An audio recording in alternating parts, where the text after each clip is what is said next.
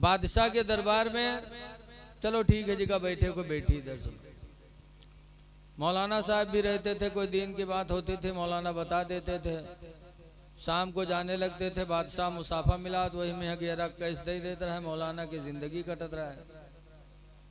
तो बादशाह के दरबार में एक हिजड़ा भी था, हिजड़वा देख देख के जले कि हम लोग काम करे थे तब 2 रुपया पाई थे, वही मौलाना बैठ बैठ के गहरा कैस लेके जाते जले। तो एक दिन आवा बादशाह से कहने लगा, बादशाह सलामती का बैठा के रुपया काहे दे? तो कहे रे ये दीन के रहबर हैं, मौलाना हैं। हिजड़ा कहते मौलवी मौलाना कुछ नहीं है, सिर्फ दाढ़ी रखा है, टोपी पहने, मौलाना मौलाना नहीं है। बादशाह कहें तुमका कैसे पता? हिजड़वा कहे हमका इजाजत दो, अब भाई पूछबे को बात ना बताए पे किन पूछो। तो हिजड़ा कहते मौलाना बताओ, कहे ना बोल। हिजड़ा कहते मौलाना ही बताओ दुनिया का बीचों बीच हिस्सा कहाँ है? अब मौलाना खड़बड़ाने, अरे नमाज रोजा पूछा तो मौलाना बताई दी थी, और दुनिया के बीचों बीच हिस्सा हम गुरगुट्टा तकरीर करे आए ना सवेरे जे खन्नापुर वाले पूछे कि गुरगुट्टा के बीचों बीच हिस्सा कहाँ है, तो हम बताए पे हम ये कहे तकरीर करे गए रहन कि वहाँ गुरगुट्टा ना पे गए रहा, और दुनिया के बीचों बीच हिस्सा। अब मौलाना सट, तो मौलाना कहते हैं और कोई दूसरा सवाल है? कहीं ना एक सवाल और है, कहीं का कहीं नहीं बताओ कि आसमान में तारे कितने हैं? अब यहो कहूँ नहीं लिखा है, हिजड़वा का भगावे ग्रह है कोई सूरज से। अब मौलाना और परेशान, कहीं और कोई सवाल है? कहीं नहीं एक और है, कहीं का कहीं नहीं बताओ दुनिया में यहाँ मर्द कितने हैं औरतें कितनी? अब बताओ मौलवी जनगणना कर रहे थे और पूरी दुनिया की बात। अरे एक ग्राम सभा के रोहे तो हो सके थे कोई से पूछ पाछ के बताए दें, और पूरी दुनिया। मौलाना कहते हैं और कुछ कहें? बस यही 3 सवाल के जवाब दे दो। मौलाना साहब ने बादशाह से कहा, बादशाह सलामत, एक दिन का मौका दे दीजिए, परसों इन सवालों का जवाब दूंगा। हिजड़ा कहे देखो अगर ये मौलवी हो तो कुछ बतावत कि नहीं बताओ, फर्जी नजराना ले जाते रहे तुम्हारी। मौलाना कहे, बादशाह ने कहा अरे जब तू मौलाना नहीं रहा तब कहे रुपया ले जाते रहे? कहा जाओ अगर परसों इन सवालों का जवाब नहीं दिया तो तुमको फांसी देंगे। अब मौलाना बेचारे घरे आए, अब कोई किताब की बात हो तो किताब उल्टे बिल्टे, अब खुद ही उल्टे बिल्टे पड़े बिस्तर पर। सोचे कि अब तो परसों फांसी हुई करी, बताए मिली ना। सुबह हुए तो मौलाना साहब का जो धोबी कपड़ा धोता था वो धोबी कपड़ा लेकर के आया, दरवाज़ा खटखटाया, मौलाना दरवाज़ा खोले, धोबी ने सलाम किया, मौलाना ने जवाब दिया। धोबी ने कपड़ा पकड़ाया लेकिन मौलाना का चेहरा बिल्कुल उतरा हुआ। तो धोबी ने कहा हजरत क्या बात है? कहा कोई बात नहीं। नहीं कुछ बताओ, लगत है परेशान हो आप। कहने रे यार वो बादशाह के दरबार में एक हिजड़ा है, उसने कुछ सवाल किया है, उसी में मैं उलझा हुआ। धोबी ने कहा क्या किया है? कहा जाओ अपन काम करो, हमका तंग न करो। धोबी ने कहा रे बताइए तो। कहा 3 सवाल किया है कि दुनिया का बीचों बीच हिस्सा कहाँ है, दूसरा आसमान पे तारे कितने हैं, तीसरा दुनिया में मर्द कितने औरतें कितनी। कहा बस? कहा आपने क्या बताया? मौलाना ने कहा मैंने कहा परसों बताऊंगा तो बादशाह ने कहा अगर परसों नहीं बताओगे तो तुमको फांसी देंगे। उसे मैं उलझन में पड़ा हुआ हूँ, किसी किताब की बात है नहीं, करूँ क्या? तो धोबी ने कहा बस आप जाइए आराम करिए, और परसों जब जाइएगा आपसे पूछेंगे तो आप कहिएगा ये छोटे छोटे मसले मेरे शान के खिलाफ है, इसको तो मेरा धोबी बताएगा और मैं आके बता दूंगा। मौलाना कहीं नारे जिंदगी भर हम पढ़े पढ़ाए, हमका नहीं पता है, और तू जिंदगी भर कपड़ा धोए तू कैसे जाना थे रे? तो दुबेवा कहीं समय पता है। बादशाह मौलाना ने कहा बताओ क्या बताओगे? कहीं यहाँ नहीं बताएंगे वही बताएंगे। मौलाना कहीं सही बताओ रे, ऐसे है तो परसों तक सोचबे, अगर जान पेबे तो हुआ जेबे, नहीं भाग के कहूँ जान बचेबे, और तोरे कहे हुआ चले जाए फोकट में हमार काम तमाम हो जाए रे। धोबेवा कहे साहब घबराइए नहीं, मैं बेवफा नहीं हूँ, मैं बावफा हूँ। खैर तसल्ली दिया, मौलाना को तसल्ली हुई। तीसरा दिन आया तो मौलाना साहब वहाँ पहुँचे। हिजड़वा ताक में खड़ा रहा कि आज तो मौलाना खैरियत है नहीं, बताए पही है ना, कोनो किताब में लिखे नहीं है सब। जैसे हिजड़ा, जैसे मौलाना पहुँचे वैसे हिजड़वा दन्न से आके खड़ा हो गया। कैसा मौलाना बताओ? मौलाना का बैठ उधर। इतनी जोर से मौलाना ने डांटा, हिजड़वा हड़बड़ाएगा, उधर बैठ। हिजड़ा गवा बैठा। मौलाना ने कहा सुन, ये छोटे छोटे सवाल हैं, इन सवालों का जवाब तो मेरा धोबी बताएगा। अच्छा, अब धोबी का इंतजार होने लगा। इतने में धोबी गधा पर बैठा और सोटा वोटा लेके वहां पहुंचा। जब बादशाह के दरबार के सामने गधा खड़ा किया और गधे पर खुद इजाजत मांगी, तो जब इजाजत मिली तो गधा से उतरा नहीं, गधा समेत घुसे लागू। लोगों ने डांटा, कहा अरे बेवकूफ, ये बादशाह का दरबार है, यहाँ अच्छे अच्छे लोग आने का मौका नहीं पाते, तू गधा ला रहा है। कहने में गधा लेके आऊंगा। जब उसे फिर मना किया गया तो उसने बादशाह से कहा हुजूर गधा लाने दीजिए, गधे के सवाल का जवाब गधा ही बताएगा, कोई दूसरा नहीं बता सकता। शर्त लगा दी तो बादशाह ने इजाजत दे दिया। गधा लेके अंदर धोबी पहुंचा, उतरा, सोटा हाथ में, कहा कहाँ है जड़ा? आ गया। क्या है तेरा सवाल? तो हिजड़ा ने कहा मेरा पहला सवाल यह है कि दुनिया का बीचों बीच हिस्सा कहाँ? दुनिया का बताओ, हिंदुस्तान नहीं, दुनिया का। धोबी ने उसी सोटा से बादशाह का कमरा नापना शुरू किया। जहाँ बादशाह बैठा था, सोटा से इधर नापा कमरा, इधर नापा, उधर नापा, नाप नूप के लावा सोटा ठड़िया दिए। कहे सुन हिजड़ा, दुनिया का बीचों बीच हिस्सा यही है जहाँ बादशाह की कुर्सी पड़ी है, और न मान तो नाप के देख ले, इधर की दुनिया नाप ले, इधर की दुनिया नाप ले, बे पता चल जाए। हिजड़वा कहते नहीं नहीं सही कहा, खुदो जानत नहीं रहे साहब, लेकिन सिर्फ मौलाना का भगावे कहते नहीं नहीं यही सही है। हिजड़ा कहते नहीं नहीं, धोबी कहते नहीं अगर तुका शक सुबह हो तो नाप के देख ले, अब बता दुनिया कोई नाप पाई? कहने नहीं नहीं सही कहा था, यही है। धोबी ने कहा दूसरा सवाल क्या है? तो कहा दूसरा सवाल यह है कि आसमान पर तारे कितने हैं? तो धोबी ने अपने गधे की पूंछ को पकड़ा और पकड़कर कहता है हिजड़ा सुन, गधे की पूंछ को छोड़कर इसके बदन में जितने बाल हैं उतने ही आसमान में तारे हैं, और न मान तो गिन के देख ले। तो अब गदहक बाल कहाँ गिन सकत रहा है, भैंसक बाल तो गिन न पाई कोई है? और जानत तो रहा नहीं। कहने नहीं सही कहा तो यही है।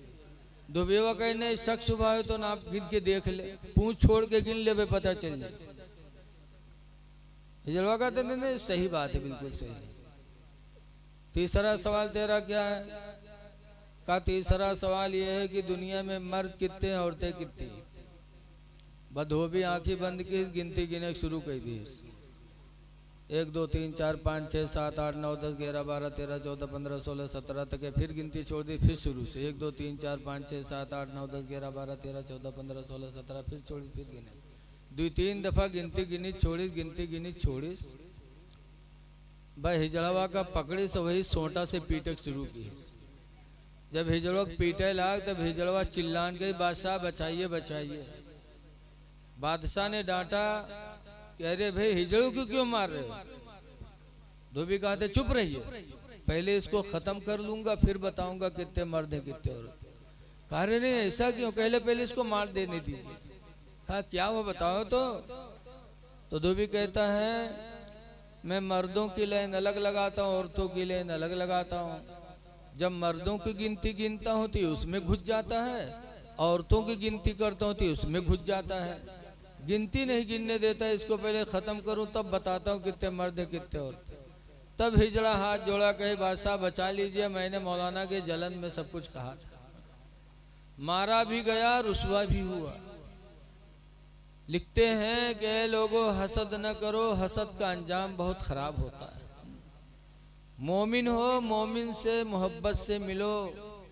अगर किसी को मर्तबा अल्लाह ने दिया है तो जलो ना, बल्कि वैसे ही मर्तबा अपने लिए अल्लाह से मांगो। अल्लाह के ख़जाने में कोई कमी नहीं।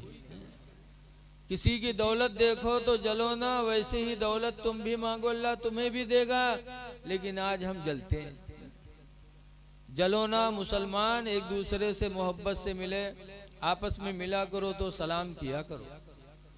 दूसरी तकरीर मेरे पैगंबर ने मदीने मुनव्वरा में फरमाया था, या अय्युहन्नासु इफ्शौ सलाम बैनकुम, ऐ लोगों आपस में मिला करो, सलाम किया करो। और दूसरे नंबर पर फरमाया था, वतुइमुत ताम बैनकुम, और आपस में एक दूसरे को खाना खिलाया करो। ये दूसरा पैगाम था मेरे नबी का मदीने मुनव्वरा में कि अल्लाह के बंदों को खाना खिलाया करो, इसलिए कि ये वो नेकी है इंसान की जो कभी मरती नहीं है। दुनिया में देख लो, अगर आपको कोई एक चाय पिला दे तो जब वो मिलेगा तो आप मोहब्बत ही से मिलोगे। खाना खिलाओ, पानी पिलाओ। दुनिया में अगर आपने किसी की खिदमत की है तो इंशाअल्लाह क़यामत में उसका सिला मिलेगा। हदीस पाक में है कि क़यामत के दिन अल्लाह ताला फैसला फरमाएगा, नेकी करने वाले जन्नत में जाएंगे, बुराई करने वाले जहन्नम की तरफ चलेंगे। लेकिन जहन्नम में जाने वाले मुड़ मुड़ के जन्नत में जाने वालों को देखेंगे, अगर पहचान पाएंगे तो बोलेंगे, अमा अरफ्तनी या फला, ऐ फला क्या तू मुझे नहीं पहचानता। इन्नी आतैतुका वज़ूअन फिद दुनिया, कि दुनिया में मैंने तुझको वज़ू का पानी दिया था, उसी वज़ू की बरकत से तू जन्नत में जा रहा है। फशफ़िनी इंदल्लाह, तो अल्लाह के नज़दीक तुम मेरी भी सिफारिश कर दो कि अल्लाह तुम्हारे साथ मुझे भी बख्श दे। वक़ाल आख़रो, और दूसरा जहन्नमी जब किसी जन्नती को पहचानेगा तो भी कहेगा, अमा अरफ्तनी या फला, ऐ फला क्या तो मुझे नहीं पहचानता। इन्नी आतैतुका शरबतन फिद दुनिया, बेशक मैंने दुनिया में तुझको पानी पिलाया था। फशफ़िनी इंदल्लाह, तो अल्लाह के नज़दीक तो मेरी सिफारिश कर दे। फयशफ़अनी, तो दोनों जन्नती शफ़ाअत करेंगे। फयुशफ़अन, तो दोनों की शफ़ाअतें कबूल हो जाएंगी और वो दोनों जहन्नमी भी बख्श दिए जाएंगे। इसलिए लोगों, अगर दुनिया में किसी को खाना खिलाओगे, पानी पिलाओगे तो इंशाअल्लाह ये वो नेकी है कि क़यामत के दिन काम आएगी। इसीलिए हुज़ूर फरमाते, इताअमुत ताम बैनकुम, आपस में एक दूसरे को खाना खिलाओ। ये नेकी वो है जो कभी पुरानी नहीं होगी। इसीलिए हुज़ूर फरमाते हैं, अलबिर्रु ला यबला, नेकी पुरानी नहीं होती। वज़्ज़म्बु ला युंसा, और गुनाह भुलाया नहीं जाएगा। इअमलू मा शिअ्तुम, तुम लोग जो चाहो कर लो। कमा तदीनु तुदान, जैसा करोगे वैसा पाओगे। लिहाजा अल्लाह के बंदों को खिलाओ। कोई भी भूखा आ जाए, चाहे हिंदू हो चाहे मुसलमान हो, आदम अलैहिस्सलाम की औलाद है, हमारे इंसानी भाई हैं। चाहे कोई हिंदू भूखा हो या मुसलमान भूखा हो, उसे खिला दो, खुदा राजी हो जाएगा। खिलाओ, अल्लाह के नाम पर खर्च करो। एक खर्च करोगे तो अल्लाह ताला 10 देगा। लेकिन आज ईमान बहुत कमज़ोर है लोगों का। एक जगह तकरीर होता है, मौलाना इसे समझे नहीं, एक देहो अल्लाह के नाम पर तो 10 पहिए। भाई मजमा में एक आदमी सोचिस कि यार इतना बढ़िया धंधा तो कौन हो ही नहीं सकता। एक देव 10 पाओ, बैठा 1 रुपया मौलाना पकड़ाए दी। उसके बाद सुबह कुर्सी डाल के दुआरे बैठा कि अब भाई 10 के नोट आई। बैठा बैठा शाम गुजर के 10 के नोट नहीं आवा। तब मौलाना पर खौरियान कहे अच्छा चूतिया बना के 1 रुपया ठग लिए। कहा तरा एक देखो 10 वही हो, अब शाम हो गया, अब कब मिली। दूसरे दिन भवा तो के 35 हो गए। जब 35 हो गए तो लोटा लेके खेते में भाग हुआ गवा तो देखी सत्ती बड़ी पर्स पड़ी। पर्सिया का उठाइस खोलिस तो उमा 10 के नोट रखा रहा है। तब मौलाना पर खौरियान कहीं से मौलवी मसला बताओ थे, पूरा नहीं बताओ थे। अगर पूरा बताए हो तो हमारे एक दिन काहे खराब हो। गवा पैखाना कह के मौलाना फिर कहे मौलाना सुनो मसला बताओ करो तो पूरा पूरा बताओ करो, अधूरा मसला ना सुनाओ करो। मौलाना चौंके कहीं क्या बात हो। कहीं कल तुम मसला बता रहा हो कि 1 दोगे तो 10 पाओगे। कहीं ने बताया तो था। कहा अधूरा मसला ना सुनाया करो, पूरा सुनाया करो। कहा पूरा क्या है। कहा पूरा सुनाया करो कि 1 दोगे 35 आएगी तो 10 पाओगे। तुमने 35 बताया ही नहीं, मेरा पूरा दिन इंतजार में खराब हो गया। ऐसे ऐसे बैलहे चले आओ। अल्लाह के नाम पर अल्लाह के बंदों को खिलाओ, अल्लाह ताला ऐसा देगा कि आप कभी सोच भी नहीं सकते। खिलाते रहो, ये नेकियां अल्लाह ताला कभी जाय नहीं करेगा। लेकिन सबसे ज्यादा अल्लाह दे तो किस पर खर्च किया जाए। अल्लाह तुम्हारी कमाई में बरकत दे तो सबसे पहले तुम खिलाने का काम अपने माँ बाप से करो। अल्लाह दे तो सबसे पहले अपने माँ बाप को खिलाओ, तुम्हारे खाने के सबसे ज्यादा मुस्तहिक हैं। हुजूर फरमाते हैं कि लोगों तुम्हारी औलादें तुम्हारी बेहतरीन कमाई है। चुप रहो बेटा, औलाद बेहतरीन कमाई है बाप की। हुजूर फरमाते कुलो मिन तीबी कसबी औलादिकुम, ऐ लोगों तुम अपने औलाद की बेहतरीन कमाई खाया करो, क्योंकि औलाद माँ बाप की बेहतरीन कमाई है। तो सबसे पहले अपने माँ बाप को खिलाओ, फिर और अल्लाह के बंदों को खिलाओ। हिंदू मुस्लिम न देखो। कोई भी बीमार हो जाए तो उसकी इयादत करने जाओ। पागल है का लागत।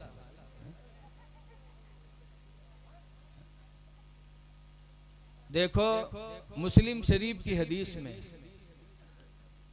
कि एक बंदा कयामत के दिन अल्लाह की बारगाह में हाजिर होगा तो अल्लाह ताला उससे नजर रहमत मोड़ लेगा। तब वो बंदा कह गए पाक परवरदिगार, मैंने तेरी रजा के लिए रोजे रखे, नमाजें पढ़ी, कुरान पढ़ा और तू हमसे नजर रहमत मोड़ रहा है। तब अल्लाह फरमाएगा उस दिन कि मैं बीमार पड़ा था, तुम मुझे देखने नहीं आए। तो वो बंदा चौंकेगा कि अल्लाह कब बीमार हुआ। अर्ज करेगा परवरदिगार तू तो खालिको मालिक है, बीमार बंदे होते, तू कब बीमार हुआ। तब अल्लाह फरमाएगा तेरा फला पड़ोसी बीमार था, तू अपने बीमार पड़ोसी को देखने नहीं गया। अगर तू अपने बीमार पड़ोसी को देखने जाता तो मैं अपने उस बीमार बंदे के पास मौजूद था। तो अगर मेरे बीमार बंदे को देखने जाता तो मेरी तेरी मुलाकात हो जाती। पता चला कि जब हम किसी अपने पड़ोसी भाई को देखने जाते हैं तो वहाँ खुदा की रहमत मौजूद होती है, गोया कि हम खुदा से मिलने जा रहे हैं, खुदा को देखने जा रहे हैं जब अपने बीमार पड़ोसी को देखने जाते हैं। इसमें हिंदू मुस्लिम की बात नहीं है। कोई भी बीमार हो जाए पड़ोसी उसकी इयादत करो, और जहाँ हुआ तो अच्छी बात बोलो, वो बात न बोलो जिससे और मामला बिगड़े। हदीस पाक में उम्मे सलामता कालत काल रसूलुल्लाह, उम्मे सलमा कहते हैं कि हुजूर ने इरशाद फरमाया इदा हदरा दुकुमुल मरीदा विल मय्यिता, जब तुम में से कोई किसी बीमार या मय्यत के पास जाए फलियक़ूलू खैरा, तो चाहिए कि वहाँ अच्छी बात बोले। अच्छी बात, बीमार के पास जाओ तो कहो या अल्लाह इसको शिफा दे दे, मय्यत को देखने जाओ तो कहो या अल्लाह इसकी मग़फ़िरत फरमा दे। अच्छी बोलियां बोलो, लेकिन आज हम लोग बीमार का देखे जावा जाते तो क्या कहा जाता, जैते जा जावा जी देखा जी कि हाँ ये तो सुखाएगा, हाँ ये तो खूने नहीं रहेगा। अब बताओ जब आदमी को बताइए तो उसका कत्ता गम हुई। हम मदरसे में पढ़ाते हैं, सुबह बैठ पे अगर लड़का कहते हैं कि हजरत आज आपके चेहरा बहुत अच्छा लगा था, अब आप तो जैसे हम आपका 5 साल पहले देखे थे वैसे आजो देखे थे, तो हमार जो बिल्कुल उलरे लागत है कि हम बहुत सही हैं। अगर लड़का कह देते हजरत झुरान जा तो क्या बात है, जैसे हाफिज आरिफ साहब अक्सर कहें क्या बात मौलाना साहब वो मुरझान लागा तो वह हमरे और फुट का सवार हो जाता। ये बोली न बोलो कि सूख रहे हो, बल्कि जाओ तो वो दुआ मांगो। हदीस पाक में लियन्नल मलाइकता युअम्मिनूना, इसलिए कि फरिश्ते वहाँ मौजूद होते तुम्हारी दुआओं पर आमीन कहते हैं। लेकिन आज हाल अजीब है। मौलाना अबू नूर बशीर लिखते हैं कि एक आदमी रहे गांव में बीमार हुआ तो गांव भर उका देखे जाए, लेकिन वो गांव में एक बहिरा रहे, बहिरा नहीं जाए। सोचे हम कहा जाए यार, हम कहीं कुछ कही कुछ तो नहीं गवा बेचारा। लेकिन हफ्ता गुजरेगा वो बीमार ठीक है नहीं हुआ, लोगों का सिलसिला चल रहा है, जा रहे हैं आ रहे हैं। तो बहिरा सोची थी यार सब जाते हैं हम नहीं जाते हम तो फोकट में हमका दुश्मन समझी, तो ला हम चले जाए। तो एक दिन बहिरो तैयार हुआ, घर से निकला तो सोचे जाए थे रास्ता में यहाँ सोचे कि 2-3 बात पूछबे तो चले। एक बात पूछबे कि का हाल है, जब पूछबे का हाल है तो कहबे करी हाँ ठीक है, तो हम कहबे अल्हम्दुलिल्लाह बहुत अच्छी बात है। दूसरी बात पूछबे खाते क्या हो, तो सेब अनार मौसमी यही सब खाते बीमार यही बताइए, तो हम कहबे बहुत अच्छी गिदा खाते रहो तंदुरुस्त हो जाओगे। तीसरी बात पूछेंगे किस डॉक्टर का इलाज चल रहा है, तो किसी अच्छे डॉक्टर का नाम बताएगा तो मैं कहूँगा बहुत अच्छा डॉक्टर इलाज करते रहो ठीक हो जाओगे। इतना कह के चले गए। बहिरा सोच साँझ के वहाँ पहुँचा, वहाँ के बाद सलाम के सलाम करे के बाद पूछा थे भैया क्या हाल है, तो परेशान बहुत रहा है, कहा थे मरी थे और क्या हाल है यार। बहिरा कहा थे अल्हम्दुलिल्लाह बहुत अच्छी बात है। अब वो बीमार बेचारा तड़प उठा, कहे हाल लाई कहाँ दुश्मन आएगा। हम कहे थे मरी थे, यू कहा थे अल्हम्दुलिल्लाह बहुत अच्छी बात। लेकिन बहिर से कहा मतलब बहिर फौरन दूसरा सवाल कि खाते क्या हैं, तो गुस्सा हो ही नहीं करा है। तो कहे साहब का खाई थे, आप जहर खेबे और का खेबे, तो कहते बहुत अच्छी गिदा खाते रहो तंदुरुस्त हो जाओगे। अब वो और परेशान, लेकिन बहिर से कोई मतलब नहीं। बहिर फौरन तीसरा सवाल कि किस डॉक्टर का इलाज चल रहा है, तो गुस्सा में कहना अब डॉक्टर है कि मुल्कुल मौत आवत है। बहिरा कहते बहुत अच्छा डॉक्टर इलाज करते रहो ठीक हो जाओगे। बहिरा खुश कि हम अपने पड़ोसी का देख के हमारे पड़ोसी हमसे खुश होगा, और पड़ोसी बेचारा बिस्तर पे तड़प रहा था, या अल्लाह कहाँ का दुश्मन आ गया जो जख्म में नमक लगा के चला गया। ऐ लोगों पड़ोसियों का बड़ा हक है, खिलाओ पिलाओ आपस में सलाम करो। तीसरी तकरीर मेरे नबी ने फरमाया था वसल्लो फिल लैल, ऐ लोगों रात में नमाजें पढ़ो वन्ना सुनियामो, दरा हाले कि अल्लाह के बंदे सो रहे हो, सोते हो। तो वो कौन सी नमाज है सोने के टाइम, तहज्जुद। तहज्जुद पढ़ो, क्योंकि वो नमाज रियाकारी से पाक होती है। लेकिन यह पंजगाने नहीं है, तहज्जुद कहाँ से आएगी। हुजूर मुफ्ती नानपारा लेरामा के बाद मुफ्ती अमानुर्रब साहब एक दफ़ा मिलने आए, तो हजरत ने चाय वाय पिला के फिर बिठाला। फिर मुफ्ती रजब अली साहब ने पूछा मुफ्ती अमानुर्रब साहब से कि मौलाना कभी रात में चोरी भी करते हो, तो हम लोग चौंके कहें बदते। पूछा था रात में कभी चोरी करते हो, तो मुफ्ती अमानुर्रब साहब थोड़ी देर बोले हाँ हजरत कभी कभार। तो हम लोग और चौके हम कहें बदते, इतने बड़े मौलाना कहा थे कभी कभार चुराई थे, हम लोग समझ नहीं पाए। बाद में जब वहाँ से हटे पूछा गया तब मुफ्ती अमानुर्रब साहब ने बताया कि हजरत पूछ रहे थे कि मौलाना कभी रात में चोरी भी करते हो, इसका मतलब कि हजरत पूछ रहे थे कभी रात में तहज्जुद की नमाज भी पढ़ते हो। तो मैंने जवाब दिया कभी कभार। ऐ लोगों इबादत खुदा को वो इबादत जो रियाकारी से पाक हो अल्लाह को बहुत पसंद है। इसलिए आप हजरात से गुजारिश है कि मौत आनी है, मौत की तैयारी करें, आपस में सलाम करें, मोहब्बत पैदा करें। और आज बड़ा पुरफतन दौर है। एक बात कह के मैं भी अपनी तकरीर ख़त्म कर रहा हूँ कि देखो आज मोबाइल का ज़माना है। मोबाइल से लोग बनते भी हैं, मोबाइल से बिगड़ते भी हैं, दुनियावी एतबार से, दीनी एतबार से। दुनिया की ज़रूरतें जहाँ इससे पूरी होती हैं, वहीं दुनियावी एतबार से मामला बिगड़ भी रहा है। आज हमारी बच्चियों का जो माहौल ख़राब हो रहा है, बच्चे बिगड़ रहे हैं, ये मोबाइल की देन है। आज हमारे बच्चे बच्चियां 2-2 बजे रात तक मोबाइल देखते हैं, आंखें कमज़ोर होती हैं।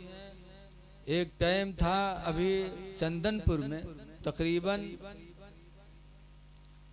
80 या 85 साल के हाजी सादिक साहब हो गए और हमने उनको कुरान करीम कंजुल ईमान पढ़ते हुए देखा, बग़ैर चश्मा के बेहतरीन पढ़ रहे थे। अब आज देखा जाता है 25 साल 30 साल के बाद चश्मा लगाना ज़रूरी, 20 साल बाद चश्मा लगाना ज़रूरी, क्योंकि मोबाइल ने हमारी आँखों के नूर को छीन लिया। सबसे पहला नुकसान तो मोबाइल का ये है। और दूसरा नुकसान हमारे जज्बात को उभारता है, हमको ज़िना और हरामकारी की तरफ दावत देता है। और तीसरा नुकसान इसका फ़ायदा भी बहुत है, बहुत फ़ायदा। इससे फ़ायदा उठाने वाले इसी किताब के ज़रिए, बहुत इसी मोबाइल के ज़रिए आलिम बन जाते, डॉक्टर बन जाते, इंजीनियर बन जाते। इसी मोबाइल के ज़रिए बड़े बड़े हिसाब वाले हिसाब कर लेते। बहुत फ़ायदे की चीज़ है, लेकिन जो बिगड़ता है बिगड़ लेता, जो बनता है बन जाता है। सबसे बड़ा नुकसान दीन का हो रहा है कि आज मोबाइल पे तरह तरह की बातें लोग लोड करते हैं। बात अपनी होती है, आखिर में लिख देते बुखारी, लिख देते अल कुरान। अब देखने वाला बेचारा अनपढ़ है या थोड़ा बहुत पढ़ा लिखा है, कहाँ तलाश करेंगे। आदमी सुनता है, अरे ये तो कुरान में लिखा है, अरे ये तो बुखारी में लिखा है। तो आजकल मोबाइल से लोग भाग रहे हैं। इसलिए लोगों, मोबाइल में जब ऐसी बातें देखो तो अपने आलिम से ज़रूर रुजू करो, अपने इमाम से पूछो कि आया ये कुरान का हवाला सही है कि गलत है, बुखारी का हवाला गलत है कि सही है। जब पूछोगे तो इंशाअल्लाह गुमराह नहीं होगे। आज रफ़े यदैन का मामला चल रहा है, अभी हजरत ने फरमाया। आजकल लोग देख देख के बिगड़ रहे हैं। बहुत से लोग ईमा ज़्यादा खोदत हैं, कहूँ कुछ देख के आई हैं तो उम्र करी है जरूर, ताकि लोग पूछिए तो हम बतेबे हम फला जगह गए रहा, ताकि हमार शोहरत होगी तो बहुत दूर दूर गवा। वैसे सऊदिया के शोहरत न हुई, अब आए गए जब दीन में रोड़ा डली है तो दुनिया जानी, तो जाना थे कि जरिए हमारा प्रचार होता। ये प्रचार तो वैसे जान लो, ये प्रचार हो, ये प्रचार नहीं है, तुम्हारी हिकारत है, तुम्हारी जिल्लत है कि फला सऊदी में गया था, देखा तो ऐसा हो गया। वो तो वैसे ही है जैसे अफगानिस्तान का एक शहर है काबुल, वहाँ की ज़बान फारसी की है। तो एक आदमी काबुल से आया हिंदुस्तान कि देखे यार वहाँ का मुल्क कैसा, वहाँ के लोग कैसे हैं। जब काबुली मुसलमान हिंदुस्तान में आया और एक मार्केट से गुजरा तो एक हलवाई बैठा, हलवा सजाए पराठा बेचत रहा है, हलवा रख के। तो काबुली मुसलमान ने मांगा तो समझिस कोई गाहकी हुई, उठा एक प्लेट निकाल के दे दी, काबुली खैस तक एक प्लेट और ली और खैस। उसके बाद चला तो हलवा बेचने वाले ने पैसा मांगा, तो कहा कैसे पैसा भाई,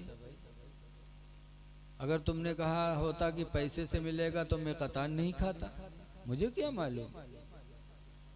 तो हलवाई समझिस कोनो पागल मिल गया, तो पकड़ के ले गएगा जज साहब के पास। काजी साहब के सामने कहा हलवा खाए पैसा नहीं दे रहा, तो काजी साहब ने कहा भाई पैसा दो। तो कहा अगर ये कहता कि पैसे से मिलता है तो मैं कतान नहीं खाता, पैसे कहाँ मेरे पास। तो काजी साहब ने उसको सजा दिया। क्या सजा? उस जमाने की सजा यही थी कि घोड़े पर, गधे पर आदमी को बिठाला जाता था, फिर छोटे छोटे बच्चों के हाथ में तबला दिया जाता था, वो गधे पर बिठा के उसको शहर में घुमाते थे और बच्चा पीछे से तबला पीटते थे। ये सज़ा थी उस ज़माने में। तो काबुली आदमी हलवा खाली पैसा नहीं देता रहा है, उसको सज़ा दिया, तो गधे पर उसको बिठाला, बच्चों को तबला दिया, बच्चे तबला पीट पीट पीट के उसको पूरे शहर में घुमाए और घुमाने के बाद छोड़ दिया, सज़ा हो गई।